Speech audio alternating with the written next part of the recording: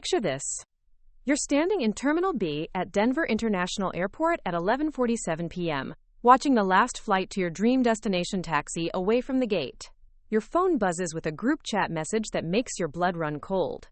Sorry, Jake. We couldn't wait anymore. Maybe next time. Your so-called friends are already 30,000 feet in the air, heading to what was supposed to be the trip of a lifetime, a trip you'd been planning and saving for over 2 years. But here's the thing about rock bottom. It gives you a solid foundation to build something incredible. I'd love to know which corner of the globe you're watching from. And if this story speaks to you, make sure to subscribe. Tomorrow's video is one you absolutely can't miss. The fluorescent lights of Denver International hummed overhead as I stood there, duffel bag in one hand, boarding pass for a flight that had already departed in the other. 24 hours earlier, I would have told you that Marcus, Tyler, and Brandon were my closest friends. We'd been tight since college. The kind of group that finished each other's sentences and had inside jokes that made no sense to anyone else. For 18 months, we'd been planning this epic 10-day adventure through Costa Rica, ziplining through cloud forests, surfing on both coasts, volcano hiking, the works. I'd worked double shifts at the warehouse all summer, picking up every overtime opportunity that came my way. While they were out bar hopping on weekends, I was stacking boxes and loading trucks, dreaming about those pristine beaches and emerald jungles. I'd saved nearly $4,000, budgeted down to the last meal, researched every excursion, and even learned basic Spanish phrases. This wasn't just a vacation for me. It was going to be the adventure that finally pulled me out of the rut I'd been stuck in since graduation. The plan was simple. Meet at the airport by 10 p.m. for our 11:30 p.m. red-eye to San Jose. I'd confirmed it in our group chat 3 times that week. Terminal B, United Gate 47, 10 p.m. sharp. Marcus had replied with a thumbs up. Tyler sent back, "Can't wait, bro." Brandon just hearted the message. But that was typical Brandon. I showed up at 9:45 p.m., early as always, grabbing coffee and claiming a corner near our gate where I could watch for their arrival. 10 o'clock came and went. No big deal. Tyler was notoriously late to everything, and Marcus usually ended up playing chauffeur to the group. I texted the chat, "Here at the gate, where are you guys at?" Nothing. 10:15 p.m., I called Marcus directly, straight to voicemail. Tyler's phone did the same thing. Brandon never answered his phone anyway, so I didn't bother trying. By 10:30, I was pacing. The gate agent announced the first boarding call for first-class passengers. I watched them walk down the jetway with their leather carry-ons and confident strides, probably heading to business meetings or luxury resorts. That used to be the life I imagined for myself before reality set in. Before I realized that warehouse work wasn't exactly a stepping stone to anywhere special.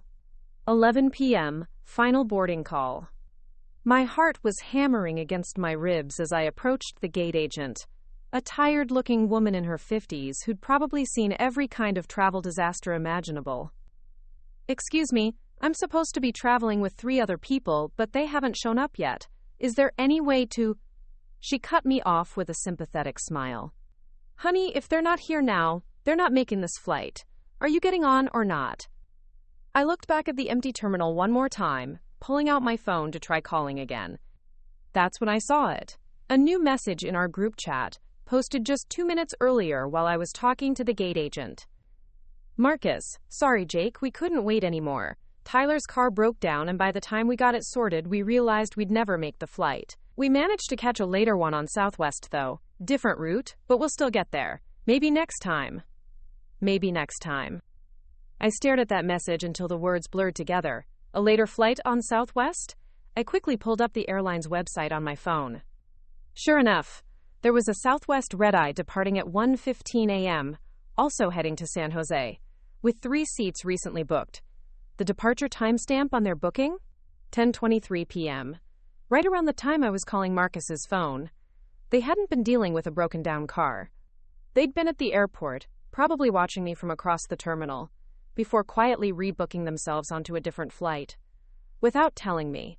Without including me. The gate agent was still waiting, finger hovering over her keyboard. "Sir? Last call." My throat felt like sandpaper. No, I'm not getting on." She nodded and started typing. Behind her, I could see the jetway door closing. sealing shut any chance of salvaging this trip. I walked back to the waiting area and slumped into one of those uncomfortable plastic chairs, staring at my phone screen. Tyler had posted to his Instagram story 15 minutes ago, a selfie with Marcus and Brandon at what looked like a different terminal, all three of them grinning with the caption, "Costa Rica, here we come! Costa Rica airplane." The betrayal hit me like a physical weight in my chest. This wasn't some miscommunication or honest mistake. They'd deliberately left me behind. But why? I scrolled back through weeks of group messages, looking for clues I might have missed. Had I said something wrong? Done something to upset them? Then I found it, buried in a side conversation between Marcus and Tyler that had accidentally been sent to the main group chat 3 days ago, then quickly deleted. But I'd seen it, screenshotted it even, though I'd convinced myself I'd misunderstood. Honestly, dude, Jake's been such a downer lately. Always complaining about work, never wants to go out anymore. This trip is supposed to be fun, not a therapy session. Tyler's response, "I know, right? Plus he's gonna be weird about money the whole time. You know how he gets." They saw me as dead weight. The friend who'd dragged down their good time with my financial anxiety and working class reality. Never mind that my complaining about work was actually me explaining why I couldn't afford to go out to expensive restaurants 3 times a week. Never mind that my careful budgeting for this trip was what made it possible in the first place. I sat there for what felt like hours, watching the late-night airport crowd thin out around me. Janitors emerged with their cleaning carts, preparing for the overnight shift. A few red-eye passengers hurried past toward distant gates. The coffee shop near my terminal shut off its lights and pulled down its metal grate. My phone buzzed with another message, this time from my younger sister Emma back in Ohio. "How's the airport? Safe travels, little bro. Send pics from paradise." I'd been so excited about this trip that I'd told everyone, my family, my coworkers, even my neighbor Mrs. Patterson, who always asked about my plans when she saw me checking the mail. They all knew I was supposed to be starting the adventure of a lifetime right about now. Instead, I was sitting alone in an empty terminal at midnight, holding a useless boarding pass and feeling like the biggest fool in Colorado. But as I sat there in that uncomfortable chair, something strange started happening. The initial shock and hurt began transforming into something else entirely. Something that felt almost like relief. For the first time in months, I wasn't worried about keeping up with Marcus's expensive tastes, or pretending to laugh at Tyler's jokes that weren't actually funny. I wasn't walking on eggshells, trying to prove I belonged in their little circle. I was just Jake Morrison, 24 years old, with $4,000 in my checking account and absolutely nowhere I had to be. The epiphany hit me somewhere between the third cup of overpriced terminal coffee and watching a maintenance crew replace a flickering light fixture at 2 a.m. I wasn't stuck at Denver International Airport. I was free at Denver International Airport. For the first time in years, nobody was expecting me anywhere, and I had enough money in my account to go literally anywhere in the world. I pulled out my laptop and connected to the airport's Wi-Fi. The original Costa Rica trip was supposed to cost me $3,200 total. Flights, accommodation, food, activities, everything. But now, sitting in this nearly empty terminal with the whole world spread out on travel websites before me, I realized I could do something completely different. Something that would make Marcus's Instagram stories look like a middle school field trip. The first-class lounge was still open, one of those 24-hour deals for premium passengers and members. Through the glass doors, I could see travelers in business suits sipping wine and working on laptops in actual comfortable chairs.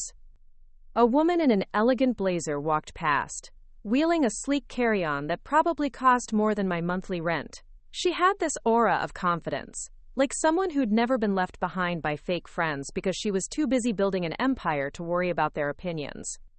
That's when I made the decision that would change everything.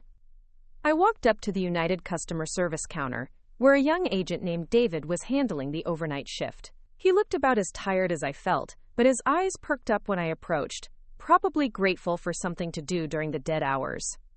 "How can I help you tonight?" "I need to book a first-class ticket somewhere. Tonight. Well, technically this morning, since it's already past midnight." Quote. David blinked twice, clearly not expecting this kind of request from a guy in cargo shorts and a warehouse work t-shirt. "Okay, where did you want to go?" I glanced at the departure board, scanning the early morning flights. London, Tokyo, Sydney, Frankfurt. Cities I'd only seen in movies, places that seemed impossibly sophisticated and far removed from my small Ohio hometown and my dead-end warehouse job. What's the most interesting place I can get to in first class with this? I slid my debit card across the counter. A lot of love and effort went into bringing this story to life. If you're enjoying it, we'd be so grateful if you'd subscribe to our channel. Now, back to where we left off. David's eyebrows shot up. Most people didn't shop for international first-class tickets like they were picking out breakfast cereal. Well, we have a first-class seat available on the 6:20 a.m. to London Heathrow. It's $4,800. My heart skipped. That was more than my entire Costa Rica budget. More money than I'd ever spent on anything except my car.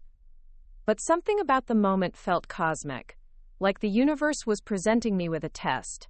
I could play it safe, book a reasonable flight somewhere domestic, maybe catch up with Marcus and the guys in Costa Rica and pretend their betrayal hadn't cut as deep as it did. Or I could bet on myself for once.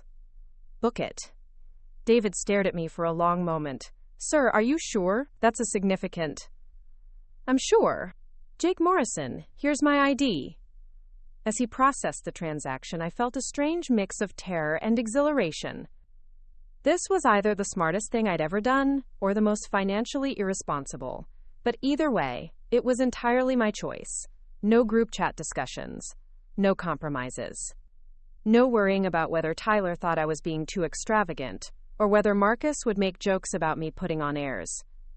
Congratulations, Mr. Morrison. You're all set for Flight 921 to London, departing Gate A7 at 6:20 a.m. Your first-class boarding begins at 5:40. Would you like me to book you into the United Club Lounge until then? 4 hours to kill in an airport lounge. 4 hours to process what I'd just done and figure out what the hell I was going to do when I landed in London with whatever money I had left and no plan whatsoever.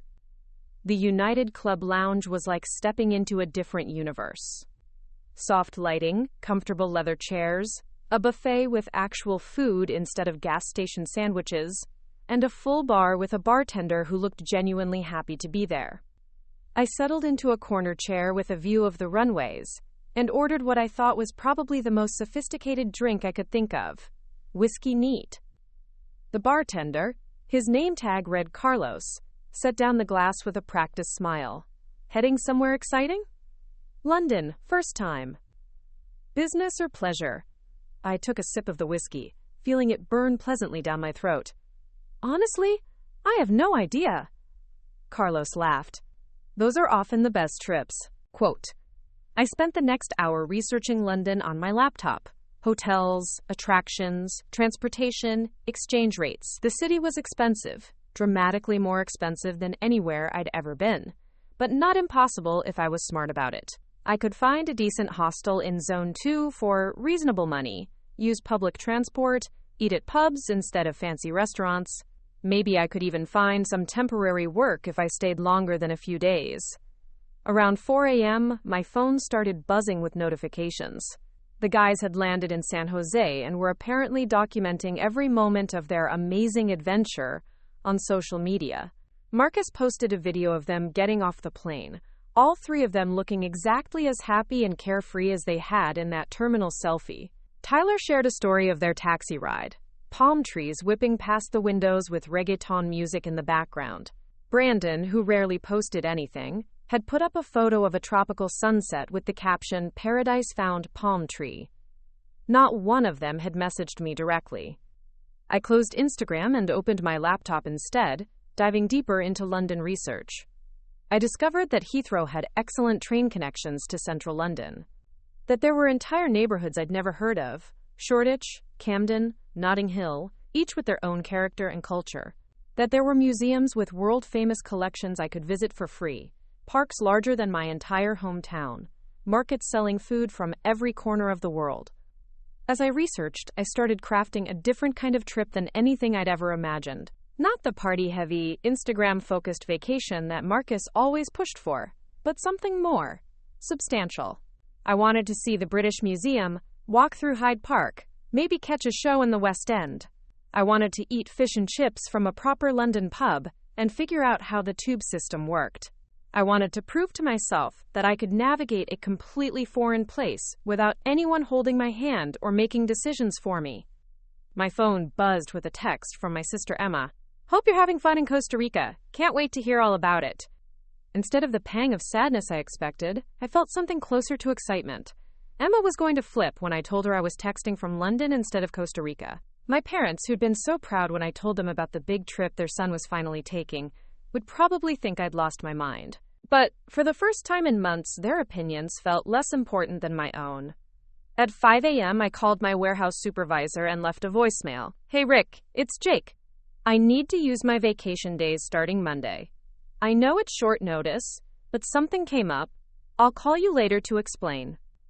By 5:30, I was walking through the terminal toward Gate A7, carrying my single duffel bag and a confidence I didn't know I possessed. The early morning crowd was different from the late-night stragglers. Business travelers with expensive luggage and purposeful strides, families heading off on carefully planned European vacations, young backpackers starting gap-year adventures. At the gate, I watched a woman about my age struggle with an oversized suitcase while juggling her boarding pass and coffee. Without thinking, I walked over and offered to help. She looked surprised but grateful. "Thank you so much. I always pack too much for these trips." "Where are you headed?" "London, but just for a long weekend. You?" "Same flight, but I honestly have no idea how long I'm staying." She laughed. "That sounds like the beginning of either a great adventure or a complete disaster." "Hopefully the first one."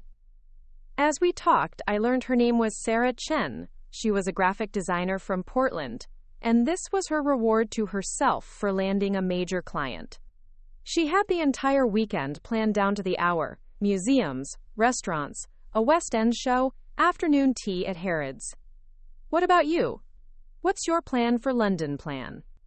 I looked out at the plane that would carry me across an ocean to a continent I'd never seen, to a city where I knew absolutely nobody and had no agenda except figuring out who I was when nobody was watching. "I think I'm going to make it up as I go." The first-class cabin was a revelation. I'd seen it in movies, of course, but experiencing it was something entirely different. The seat was basically a leather armchair that reclined into a bed, with more legroom than my entire bedroom back home. A flight attendant named Patricia welcomed me aboard with a warm smile and offered me champagne before we'd even left the gate. "First time in first class?" she asked, noticing my wide-eyed expression as I examined all the buttons and compartments around my seat. "First time flying international, actually." "Well then, you're in for quite an experience. Let me know if you need anything at all during the flight." Quote, "As the plane pushed back from the gate, I watched Denver shrink below us through the massive window. Somewhere down there, my old life was waiting. The warehouse job, the cramped apartment, the social circle that had just revealed itself to be built on quicksand. But I was heading in the opposite direction at 500 miles per hour, and for the first time in years, I had no idea what came next.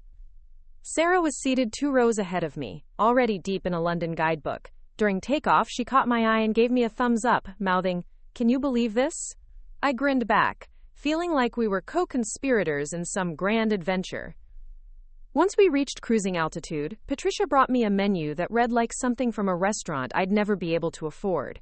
Seared duck breast with cherry gastrique, pan-seared halibut with saffron cream sauce, wine pairings I couldn't even pronounce. I'd eaten plenty of airplane food before, usually a bag of peanuts and whatever sandwich I'd packed from home, but this was dining at 35,000 feet. I ordered the duck, partly because it sounded sophisticated, and partly because I'd never eaten duck before. When it arrived, artfully plated on actual china, I took a photo before taking a bite. Not for Instagram. I wasn't ready to explain this dramatic change of plans to anyone yet, but because I wanted to remember the moment I discovered what I'd been missing. The duck was incredible, rich and tender, with flavors I didn't know existed. The wine Patricia recommended paired perfectly, and suddenly I understood why people talked about fine dining as something worth experiencing, rather than just another way to spend money. But the real transformation happened somewhere over the Atlantic, during the long stretch when most passengers were sleeping. I was too wired to rest, so I sat there in my fully reclined seat, staring out at the endless expanse of ocean below, processing everything that had led me to this moment. For years, I'd been living my life in reaction to other people's expectations. Working the warehouse job because it was practical, hanging out with Marcus and his crew because they were the closest thing to friends I had, saving money for trips they wanted to take to places they wanted to go. I'd been so focused on fitting in that I'd never stopped to ask what I actually wanted. The answer came to me as we flew through the sunrise over the North Atlantic. I wanted to surprise myself. I wanted to walk into situations where I didn't know the outcome, order food I couldn't pronounce, have conversations with strangers who didn't know anything about my background or limitations. I wanted to find out what kind of person I became when I wasn't trying to be the version of myself that other people expected. Patricia stopped by around hour 6 of the flight, refilling my coffee cup and noticing I was still awake. Excited about London? Terrified and excited. Is that normal? She laughed. That's the best way to feel. You know, I've been doing this job for 15 years, and the passengers who are a little scared are always the ones who have the most amazing trips. The ones who think they have everything figured out usually miss the magic. As we began our descent into Heathrow, I looked out at the English countryside rolling by below, green fields divided by ancient stone walls, villages that looked like they'd been plucked from fairy tales, rivers winding through landscapes that seemed impossibly organized and beautiful compared to the sprawling suburbs I was used to. Sarah leaned across the aisle as we waited for our luggage at baggage claim. So what's your first move, hotel? Actually, I haven't booked anything yet. Her eyes widened. Nothing? No hotel? No itinerary? No plans at all? Nope, I figured I'd figure it out when I got here. She stared at me for a moment, then burst out laughing. That's either incredibly brave or completely insane. Probably both. She pulled out her phone and started typing. Okay, I can't let you wander around London with no plan.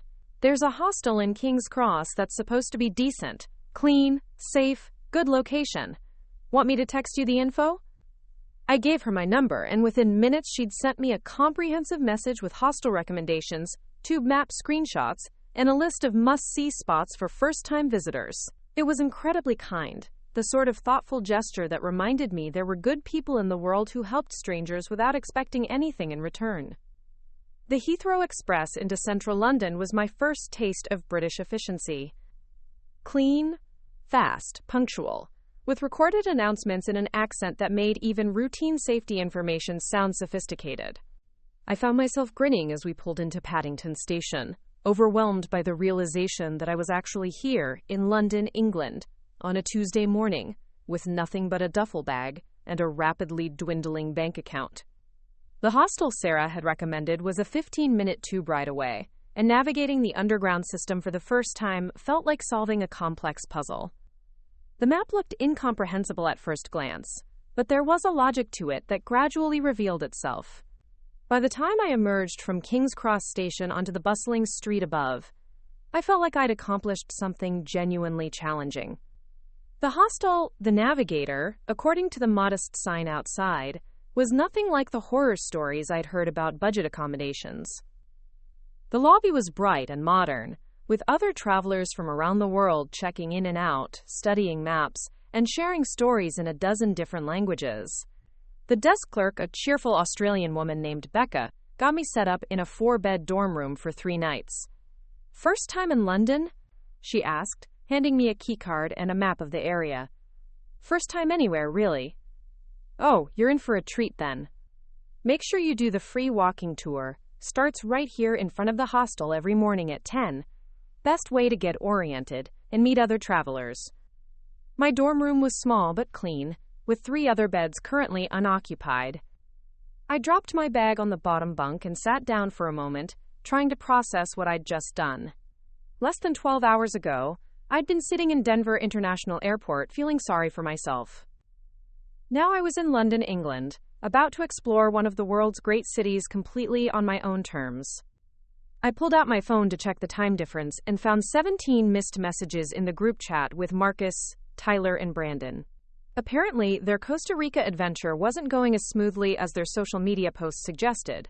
Their hotel had overbooked, they'd missed their volcano tour due to a miscommunication, and Tyler had gotten food poisoning from street tacos.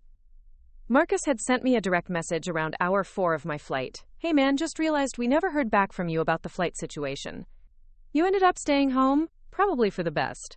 Honestly, this trip has been kind of a disaster so far. Lol. For the best." Like I dodged a bullet by being abandoned by my supposed friends. I typed and deleted a dozen different responses before settling on something simple. "Actually having an amazing time in London. Thanks for checking in." I hit send and immediately turned off my phone, not wanting to see whatever response might come back. This trip wasn't about proving anything to them anymore. It was about proving something to myself. I grabbed the map Becca had given me and walked back out onto the London streets, ready to get lost in a city where nobody knew my name or my story, where every corner held the possibility of something completely unexpected. London hit me like a sensory overload in the best possible way. The streets around King's Cross buzzed with an energy I'd never experienced. Double-decker buses rumbling past Victorian architecture, street musicians playing on corners, people from every conceivable background hurrying to destinations I could only imagine. The air smelled different too, a mixture of car exhaust, coffee, and something indefinably historical that made me feel like I was walking through living history. My first stop was a small cafe called Monmouth Coffee, which I'd spotted on my walk from the hostel. The barista, a guy about my age with a thick Scottish accent, recommended their house blend and asked where I was visiting from. Ohio originally, but I just flew in from Denver this morning. Bloody hell, that's quite a journey. What brings you to London then? I paused, realizing I didn't have a prepared answer. Honestly, I have absolutely no idea. He laughed as he handed me my coffee. Fair enough. Sometimes the best adventures are the ones without a plan. The coffee was unlike anything I'd ever tasted, rich and complex, with flavors that seemed to change as I drank it. Back home, coffee was just caffeine delivery, something to help me get through early warehouse shifts. This was something entirely different, almost artistic. I spent the next few hours wandering aimlessly through the streets, letting curiosity guide my direction. I stumbled upon Covent Garden, where street performers were entertaining crowds of tourists and locals alike. A man was juggling flaming batons while riding a unicycle, drawing gasps and applause from children pressed against the safety barriers. An elderly woman played violin with such skill that people were throwing 20-pound notes into her open case. In the covered market, I discovered stalls selling everything from handmade jewelry to vintage books to foods from countries I'd never heard of. A vendor named Ahmed convinced me to try something called halloumi, grilled cheese that squeaked when I bit into it but tasted incredible with the herbs and lemon he'd added. We got into a conversation about travel, and he told me he'd moved to London from Syria 5 years ago with nothing but a suitcase and a dream of opening his own restaurant.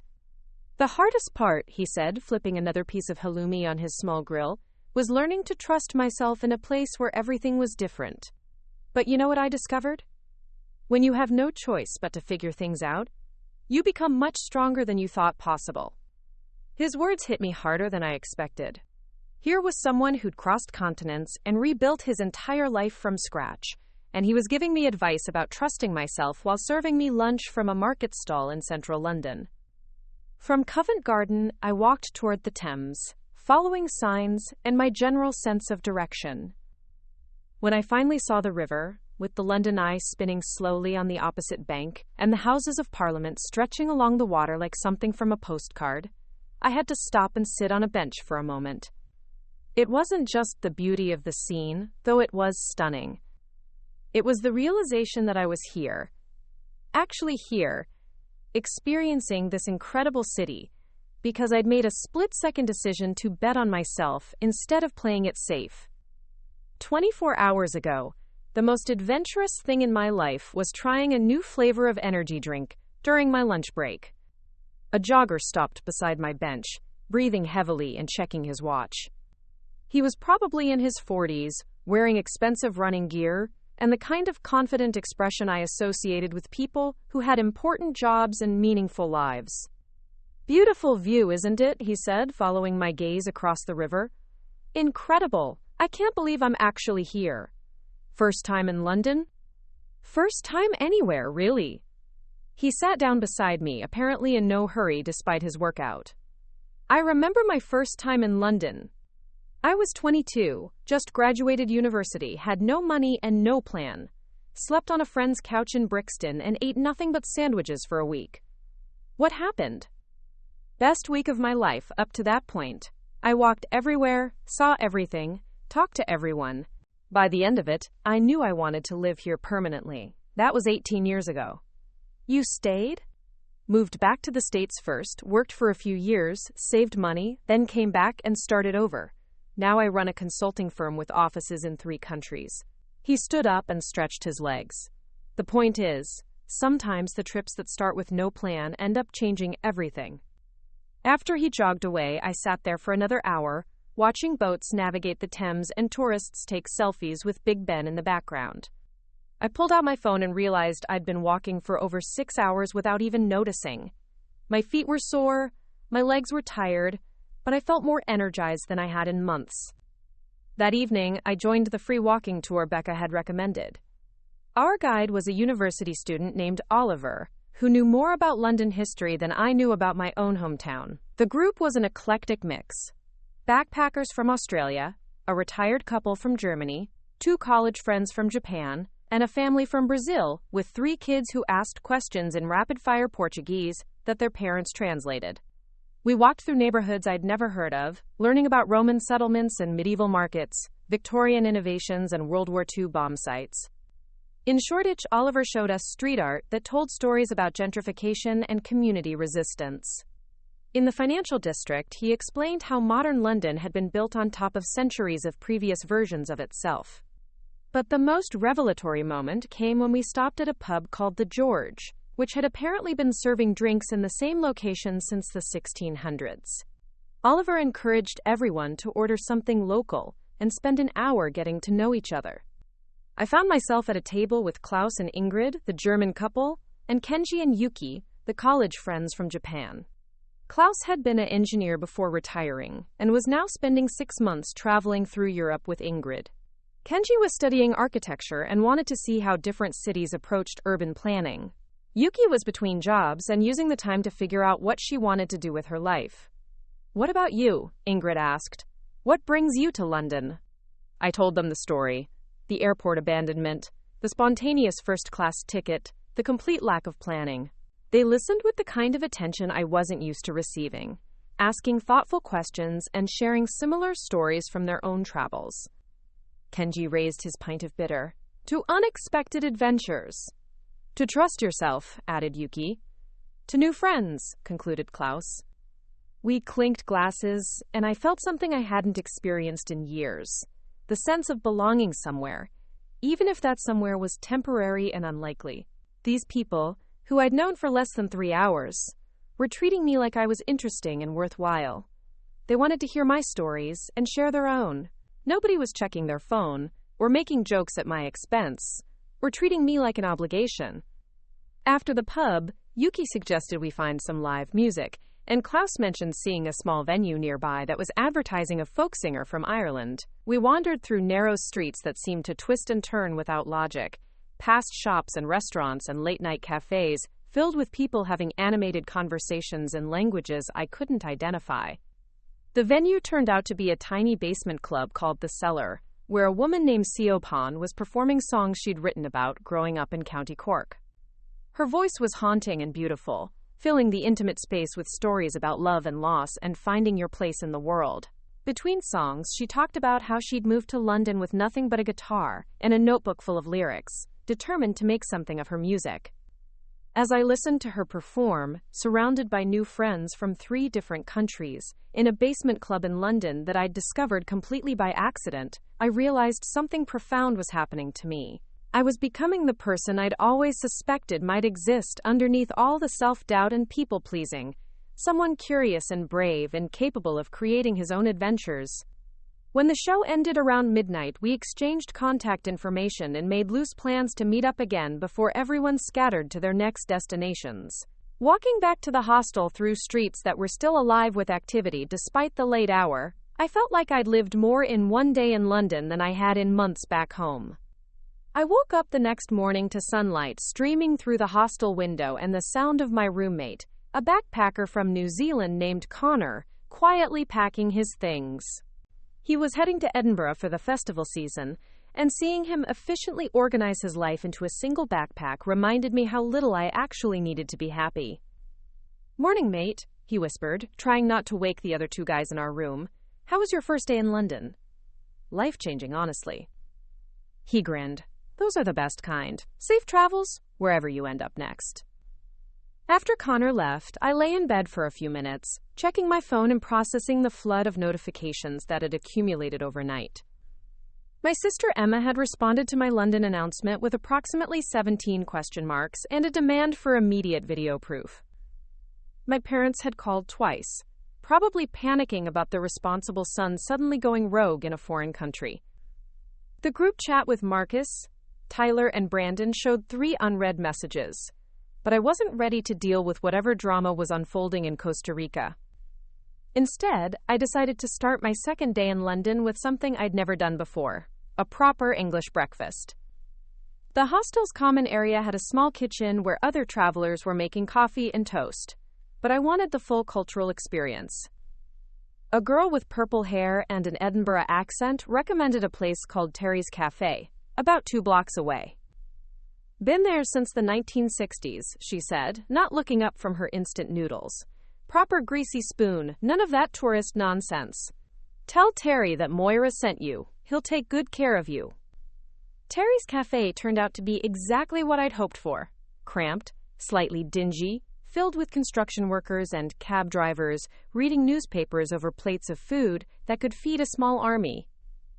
Terry himself was a barrel-chested man in his 70s who took one look at me and immediately identified me as an American tourist.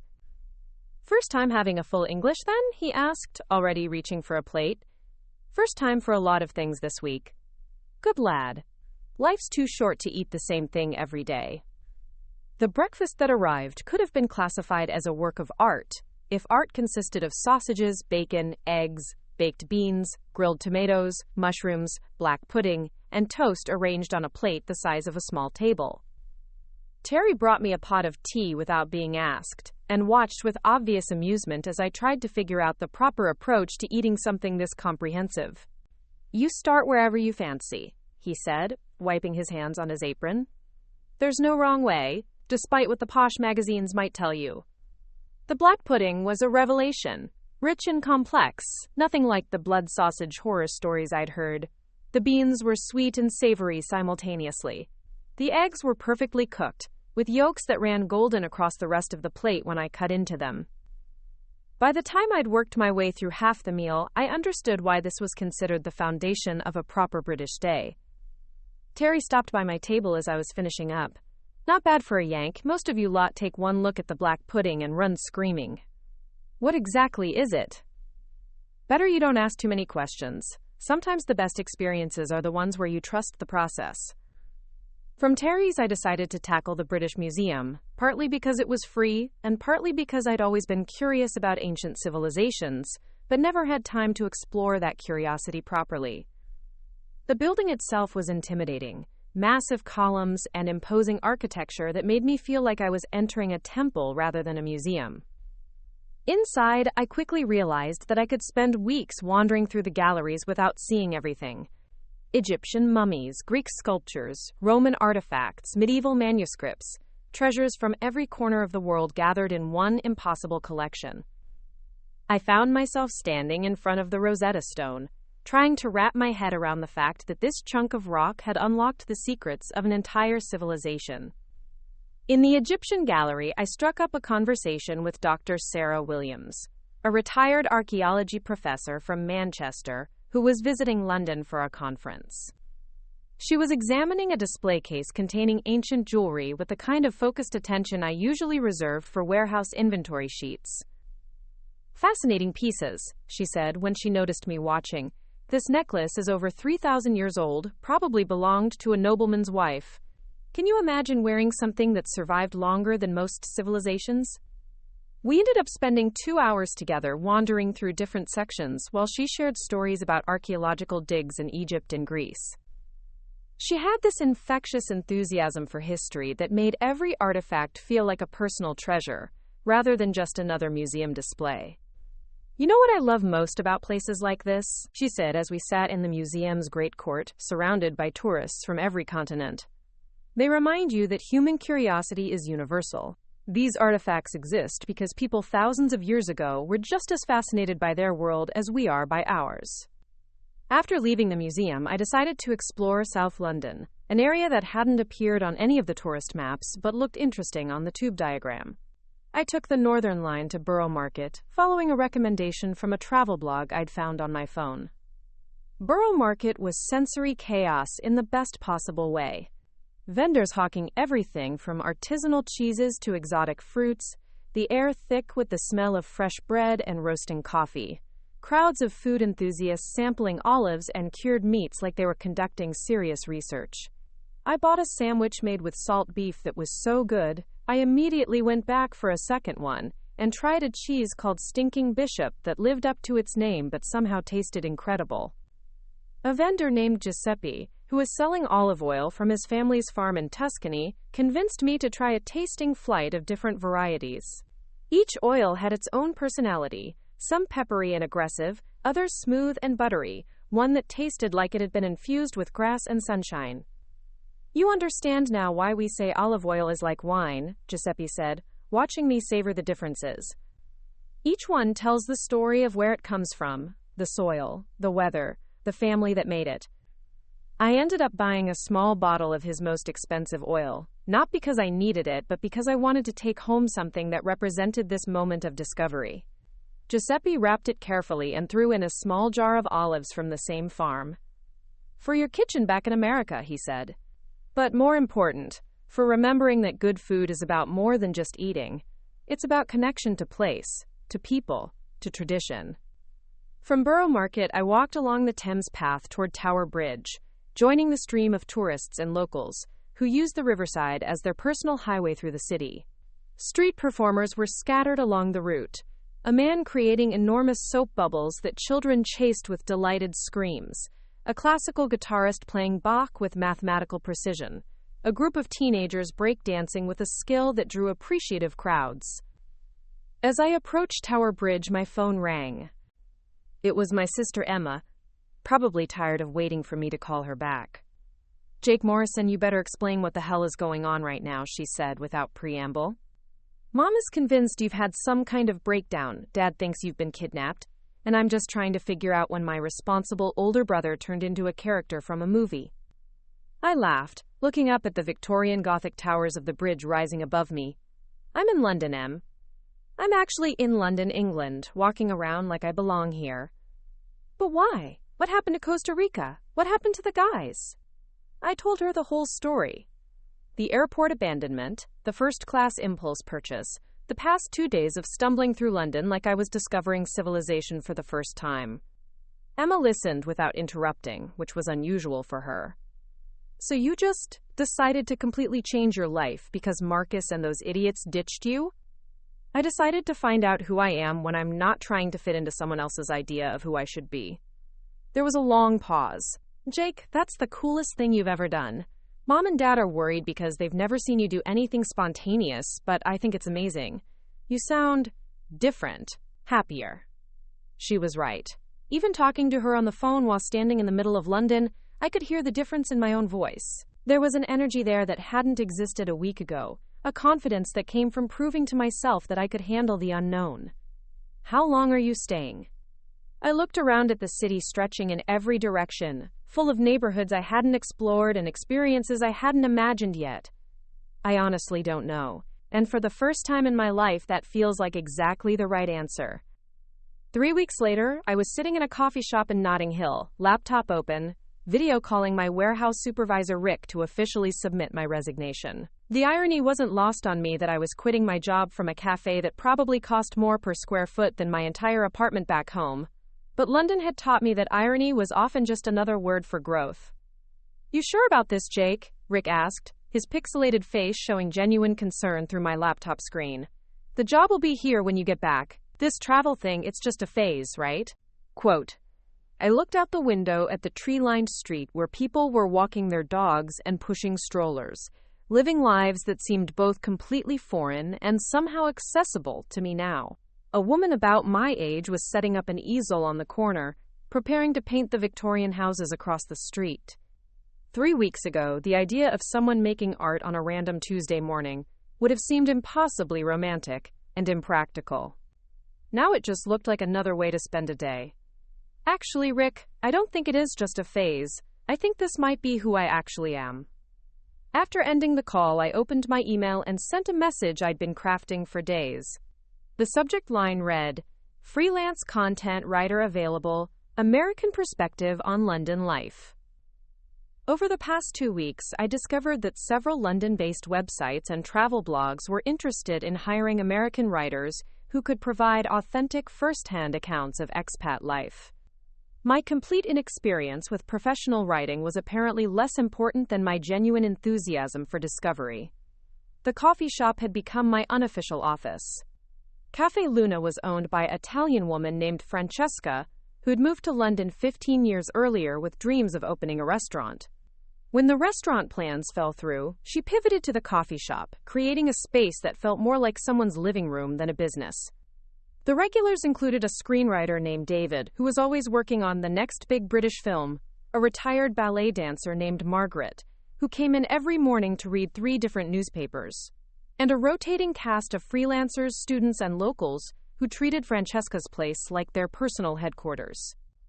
How's the writing going today? Francesca asked, bringing me my usual cappuccino without being asked. She'd started doing this after my first week, somehow remembering exactly how I liked my coffee despite serving dozens of customers every day. Good, actually. I just sent off a piece about Borough Market to a food blog, and I'm working on something about the differences between American and British pub culture for a travel website. You sound like a real writer now, she said with a smile. Much different from the confused American boy who wandered in here 3 weeks ago asking if we had normal coffee.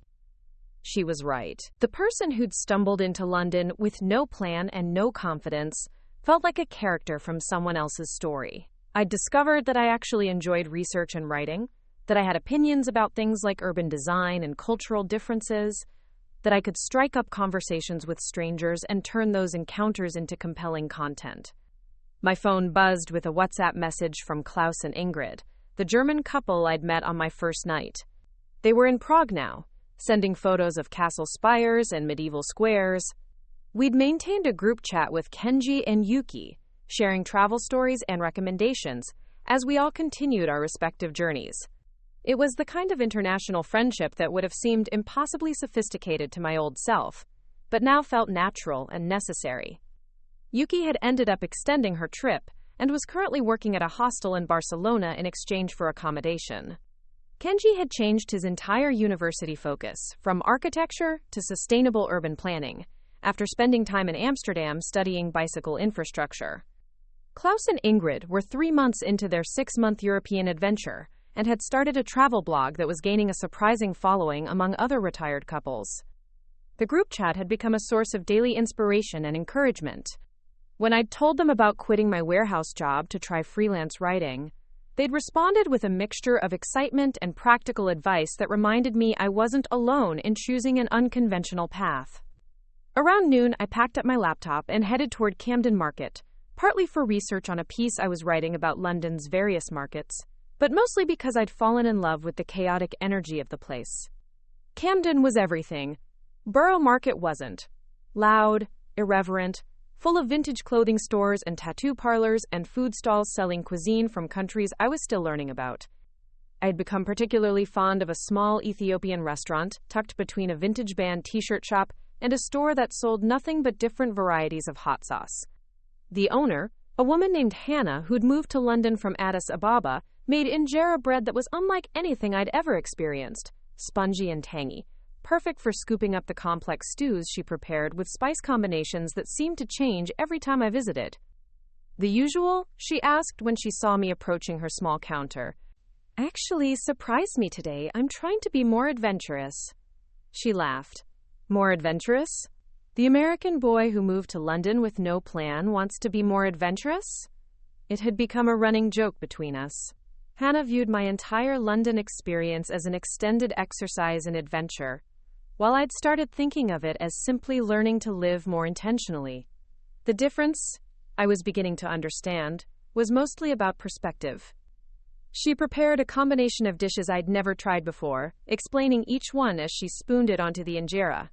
Kitfo, Ethiopian steak tartare with spices that made my eyes water in the best possible way. Shiro, a chickpea stew that was somehow both comforting and exotic. Gomen, collard greens, prepared with techniques that transformed them into something completely different from anything I'd ever associated with vegetables. As I ate, Hannah told me about her journey to London, which had involved much more planning and sacrifice than my spontaneous flight. She'd saved money for 3 years, learned English through online courses, and spent months navigating visa requirements and immigration paperwork. Her perspective made my adventure feel almost trivial by comparison, but she insisted that courage came in many different forms. "You think my journey was harder because it took longer," she said, wiping down her small workspace. "But leaving everything you know, even on short notice, even with money in the bank, that takes strength too. The important thing is not how you get somewhere, but what you do once you arrive." After lunch, I walked through Regent's Park, one of London's massive green spaces that still amazed me with their size and accessibility. Families were having picnics, office workers were eating lunch on benches, teenagers were playing football on grass that looked like it belonged on a golf course. In the Rose Garden, an elderly man was photographing flowers with the kind of expensive camera equipment that suggested serious hobby rather than casual interest. "Beautiful light today," he said when he noticed me watching his technique. "I don't know much about photography, but those roses are incredible."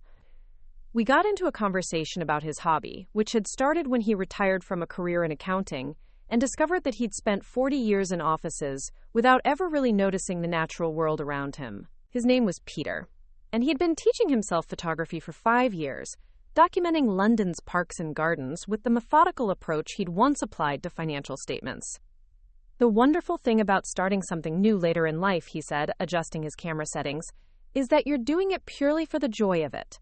No career pressure, no expectations from other people, just the pleasure of learning something that makes you see the world differently." His words resonated more than he probably realized. My London experience was teaching me that it was possible to reinvent yourself at any stage, that the stories we tell ourselves about who we are and what we're capable of are often much more limiting than reality. That evening, I had dinner with Sarah Chen, the graphic designer I'd met on the flight to London. She'd been true to her word about the weekend trip, but had ended up extending her stay by a week after falling in love with the city's design scene. We met at a small restaurant in Shoreditch that specialized in modern British cuisine, whatever that meant. "So have you figured out what you're doing with your life yet?" she asked, studying the menu with the focused attention of someone who took food seriously. "I think I'm figuring out that not having everything planned might actually be the plan." Sarah had been following my freelance writing progress through social media, and she'd started incorporating some of my London discoveries into her own extended stay. She'd found a co-working space in East London, where she could work on client projects while experiencing life in a different city. Her Portland design firm was supportive of remote work, and she was considering making London a semi-permanent base. "It's funny," she said as we shared a starter that the menu described as deconstructed fish and chips with mushy pea foam. "I came here thinking it was just a long weekend break from routine. But being somewhere completely different makes you realize how many assumptions you make about what your life has to look like." Over dinner, we compared notes on the cultural differences we'd discovered, the ways London had challenged our American assumptions about everything from work-life balance to social interaction. Sarah had been surprised by how much more direct British people were in professional settings, while I'd been amazed by how much more time Londoners seemed to spend in parks and pubs, prioritizing social connection over productivity. "The biggest thing for me," I said, working through a main course that was somehow both familiar and completely foreign, "is realizing that I spent years thinking I was stuck, when actually I was just scared to make different choices." After dinner, we walked through the East London neighborhood, past street art that turned entire buildings into canvases and bars that seemed to cater to every conceivable subculture. The area felt alive in a way that reminded me why cities existed in the first place, to bring together people with different ideas and backgrounds and see what happened when they collided. We ended up at a small music venue where a band from Iceland was performing experimental electronic music that sounded like the soundtrack to a science fiction film. The audience was an eclectic mix of music students, tech workers, and people who looked like they'd stepped out of fashion magazines. Sarah knew enough about electronic music to explain what the band was doing technically, while I contributed observations about how different the London music scene felt from anything I'd experienced in Ohio. Around midnight, as we were waiting for night buses back to our respective neighborhoods, Sarah asked the question I'd been avoiding thinking about too directly. So what happens next? Do you stay in London permanently, or is this just an extended vacation before you go back to real life? I looked around at the street scene. Late-night food vendors serving drunk 20-somethings, couples walking hand-in-hand toward night buses, groups of friends debating which bar to try next. A month ago, this would have seemed like an alien planet. Now it felt like home in a way that Ohio never quite had. I think I'm starting to understand that this is real life, I said, not a break from it. The next morning, I woke up to find a message from Marcus in the group chat I'd been ignoring for weeks. Apparently, their Costa Rica trip had been such a disaster that they'd cut it short and flown home early. Tyler's food poisoning had lasted for days, their hotel had been overbooked the entire time, and Brandon had lost his passport and spent 3 days in the American embassy trying to get emergency documentation. Marcus's message was uncharacteristically humble. Hey man, I know we messed up with the airport thing. That was really uncool. But I saw your Instagram post from London, and it looks like you're having an amazing time. Maybe we could catch up when you get back to the States? I stared at the message for a long time, trying to figure out how I felt about this attempt at reconciliation. The anger had largely faded, replaced by something closer to indifference. The person who'd been desperate for their approval felt like someone I used to know, rather than someone I currently was. I typed and deleted several responses before settling on something simple. Thanks for reaching out. I'm not sure when I'll be back in the States, but I appreciate the message. Hope everyone's feeling better. It was polite but distant, acknowledging their gesture without committing to anything. The truth was, I wasn't angry with them anymore. But I also wasn't particularly interested in resuming a friendship that had been based on me trying to fit into their vision of who I should be. Instead, I opened my laptop and started working on a new piece, a reflection on what it meant to discover that the life you thought you were stuck with was actually just the life you'd been too afraid to change. It was more personal than anything I'd written before, but also more honest. As I wrote, I could hear Francesca preparing for the morning rush downstairs, the familiar sounds of espresso machines and chair legs scraping against wooden floors. In a few hours, the coffee shop would fill with the usual mix of regulars and newcomers, all of them pursuing their own versions of life in one of the world's great cities. 6 weeks earlier, I'd been Jake Morrison from Ohio, warehouse worker and disappointed friend, sitting in Denver International Airport feeling sorry for myself. Now I was Jake Morrison from London, freelance writer and accidental expat, sitting in a Notting Hill cafe crafting stories about transformation and possibility. The best part wasn't that I'd escaped my old life. It was that I'd discovered my real one had been waiting for me all along. I just had to be brave enough to get on the plane. Looking for more? We've got 2 amazing stories ready for you, right on screen. If this one touched you, these are absolutely worth your time. Click to watch them now. And hey, subscribe and hit that bell to never miss our latest uploads.